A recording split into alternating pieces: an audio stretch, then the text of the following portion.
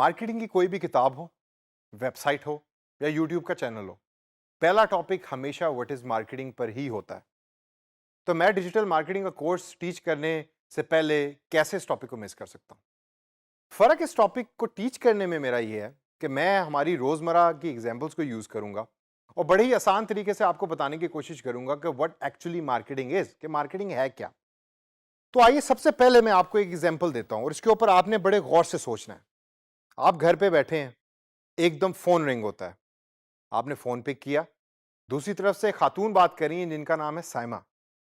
साइमा ने कहा कि जी मैं एक इंश्योरेंस कंपनी से मेरा ताल्लुक है और आज अगर आप ये पैकेज साइन अप करवाएंगे तो हम आपको 20% डिस्काउंट देंगे, आपको भी और आपकी फैमिली को भी। तो सवाल मेरा आपसे दोस्तों ये है कि क्या साइमा मार्केटिंग की जॉब कर रही है? दूसरी एग्जांपल और बड़ी इंटरेस्टिंग। आप अक्सर शॉपिंग मॉल जाते होंगे, अक्सर मार्केट्स जाते होंगे, संडे बाजार या इतवार बाजार जाते होंगे। वहां आपको डिफरेंट लोग खड़े हुए नजर आएंगे कि जो चीजें बेच रहे हैं, 10 रुपए की, 15 रुपए की, 100 रुपए की, एक के साथ दो फ्री। तो क्वेश्चन या सवाल मेरा आपसे यह है कि क्या आपके नजदीक वो भी मार्केटिंग की जॉब कर रहे हैं? अगर इन दोनों सवालों का आंसर आपके नजदीक यस है तो यू आर 100% राइट। ये दोनों मार्केटिंग ही की जॉब कर रहे हैं। साइमा बेशक टेलीफोन के थ्रू डिजिटल टेक्नोलॉजी को यूज कर रही है और जो दूसरे साहब जो इतवार बाजार में खड़े चीजों को बेच रहे हैं वो सेलिंग कर रहे हैं, लेकिन है ये मार्केटिंग की जॉब। लेकिन मार्केटिंग इसके अलावा और भी बहुत कुछ है।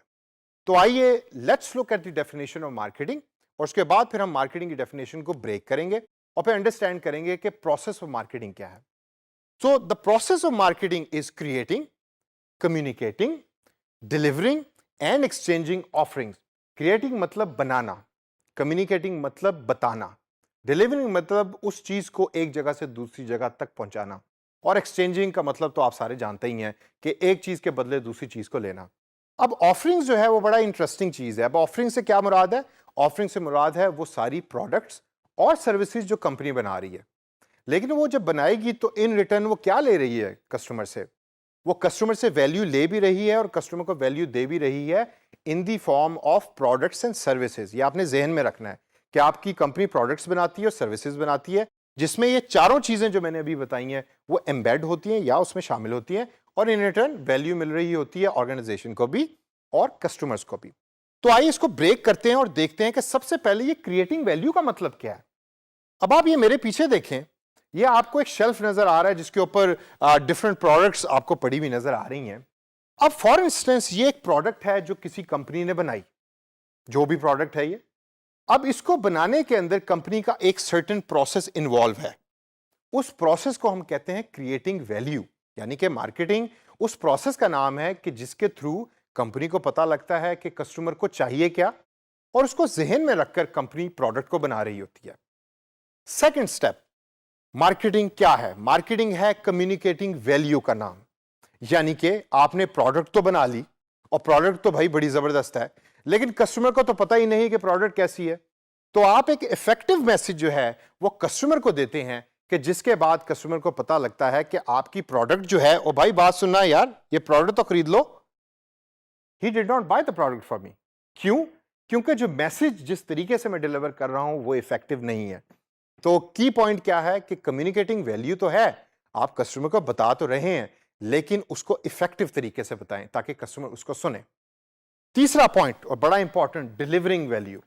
डिलीवरिंग वैल्यू से मुराद यह है कि प्रोडक्ट बन गई, आपने कस्टमर को भी बता दिया, सर्विसेज बन गई, आपने कस्टमर को भी बता दिया, लेकिन अब उसको डिलीवर भी तो करना है, उसको कस्टमर की प्रेमिसेस या उसकी जगह तक भी तो पहुंचाना है, ख्वाह वो ऑनलाइन हो या ऑफलाइन हो।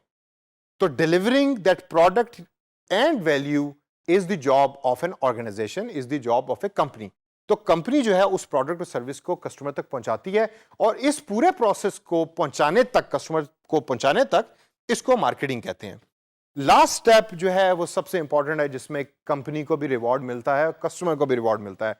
उस स्टेप को हम कहते हैं एक्सचेंजिंग वैल्यू। आपने प्रोडक्ट सर्विस बना ली, आपने कम्युनिकेट कर दिया और आपने डिलीवर कर दिया। अब बारी आई है एक्चुअल सेलिंग की। आपने एक चीज जो आपने बनाई है वो कस्टमर को दी, और कस्टमर से आपने पैसे पकड़े, और आपको फाइनेंशियल रिसोर्सेज की वैल्यू मिल गई और कस्टमर को प्रोडक्ट मिल गया। Last but not the least, जो सबसे इंपॉर्टेंट बात मार्केटिंग के अंदर हम अक्सर मिस कर जाते हैं कि बिजनेस का only purpose is not to earn money. ये बड़ा इंपॉर्टेंट है। आपने प्रोडक्ट बेच के पैसे तो कमा लिए, लेकिन क्या कस्टमर उस प्रोडक्ट से खुश भी है? और अगर कस्टमर खुश है तो वो फिर आपको 5 स्टार्स देगा, और जब वो आपको 5 स्टार्स देगा तो फिर आपका एम्बेसडर भी बनेगा। एम्बेसडर बनेगा तो फिर वो दूसरे लोगों को भी बताएगा कि भाई इस कंपनी की प्रोडक्ट खरीदो, वो सबसे अच्छी है। और जब वो बताएगा तो फिर ऑटोमेटिकली आपके नंबर ऑफ कस्टमर्स इंक्रीज करेंगे। तो आपका objective as a company marketing करने का ये होना चाहिए कि मेरा कस्टमर सबसे ज्यादा खुश हो ताकि वो बार बार आपके पास आए।